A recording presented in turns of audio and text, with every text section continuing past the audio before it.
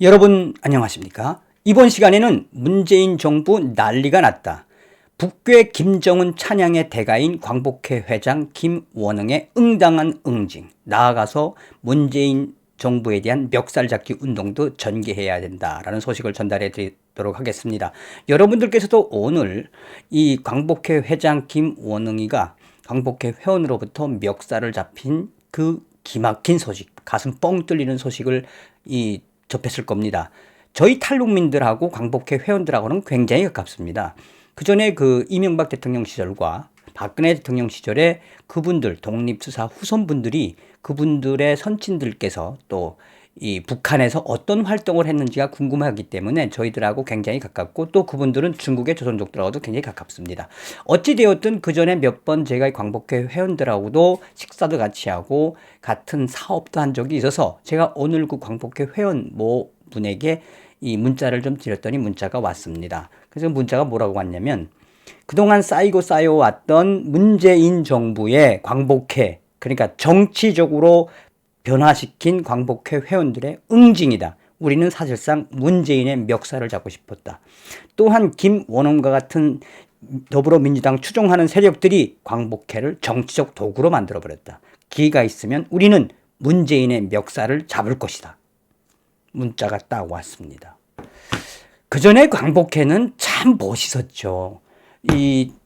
이명박 대통령과 박근혜 대통령이 있을 때는 본질적으로 광복회의 이 의상이라고 그럴까? 이런 것은 정치적인 것이 아니었습니다. 그런데 이 주사파 문재인 정권 들어서고 나서 김원흥으로 바꾼 이후에 광복회가 어떻게 됐습니까? 저부터도 문재인 정부 들어서고 나서 이 보훈처와 광복회가 저렇게 변할 줄 꿈에도 몰랐습니다. 그전에는 정말 위상이 높았죠. 자, 여기서 우리가 곰곰이 들여다봐야 하는 게 무엇이다? 이 김원흥 광복회 회장은, 이 사람은 출생지가 중국입니다. 중국에 또 지인들도 있어요. 그러니까 이 중국에 있다고 해서 무슨 중국 사람이 아니고, 쉽게 말하면 이 사람은 김원흥이란 사람은, 광복회 회장은 굉장히 이중적인 사람입니다. 그러니까 문재인 정권이 들어서자마자 철저하게 친중화, 친북화로 전향한 사람입니다. 아주 이 머리가 빨리 돌아가는 사람이죠. 또 이 김원흥 회장은 정말 우리 탈북민들이 충격을 받았던 건 작년도 재작년도 연속해서 뭐 했습니까? 김정은 서울 답방위원회에 가가지고 진짜 김정은이는 박근혜보다 10배, 100배 낫다. 박근혜하고 김정은이는 비교할래야 비교할 수가 없다. 김정은이가 위대하고 김정은이가 현명한 건 아버지 김정일과 할아버지 김일성의 항일혁명 전통을, 항일혁명 사상을 계속해서 계승해 나가고 있다.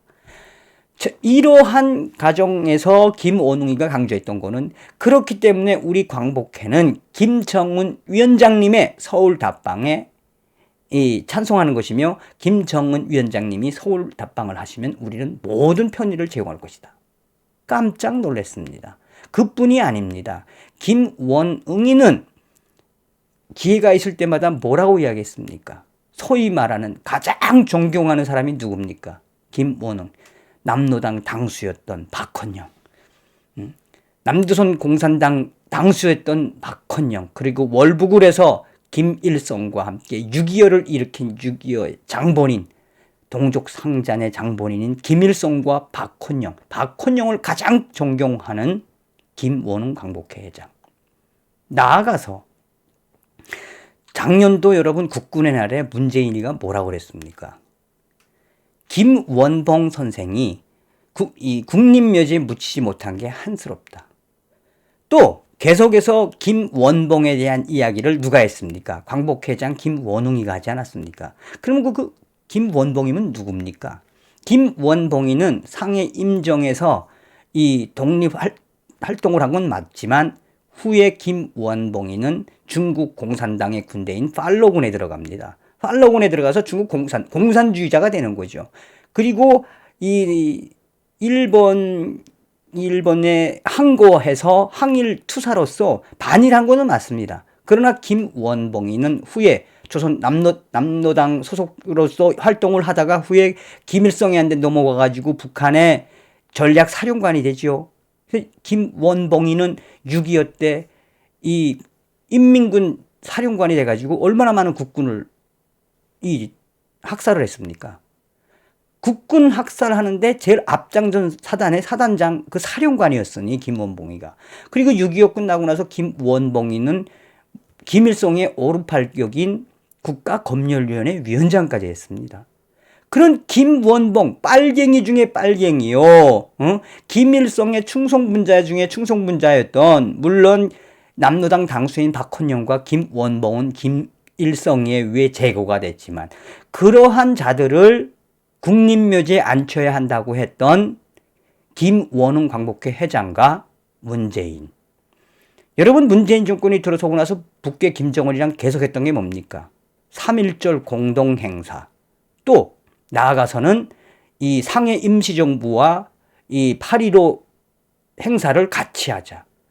그리고 대한민국의 뿌리는 결코 1948년 8월 15일 이 우리 대한민국의 건국에 있는 것이 아니라 대한민국의 건국은 상해 임시정부에 있으며 우리는 그러한 맥락에서 북한과 같이 하고 중국과 같이 해야 한다는 동북공정에 몸을 담았던 문재인. 자, 서두에도 말씀을 드렸습니다만 광복회 회원들은 오늘 우발적으로 범행을 우발적으로 이 김원흥의 멱살을 잡은 게 결코 아닙니다.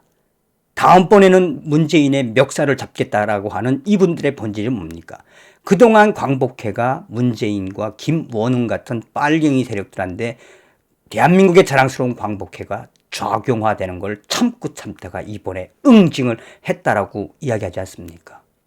이에 댓글에서도 굉장히 많은 댓글들이 달리고 있습니다. 이번에 문재인에 대한 멱살 운동을 전개하자. 재미있죠? 멱살 운동을 전개하자. 저분들 광복회 회원들의 이 빨갱이 중에 빨갱이인 김원흥의 멱살을 잡은 것은 하나의 의거다. 문재인에 대한 멱살 잡기 운동도 확대해야 한다. 맞습니다. 저 빨갱이 세력들, 광복회 회장 김원흥이가 있는 광복회 회원들이 얼마나 지글지글거렸으면 오늘 드디어 폭발했겠습니까?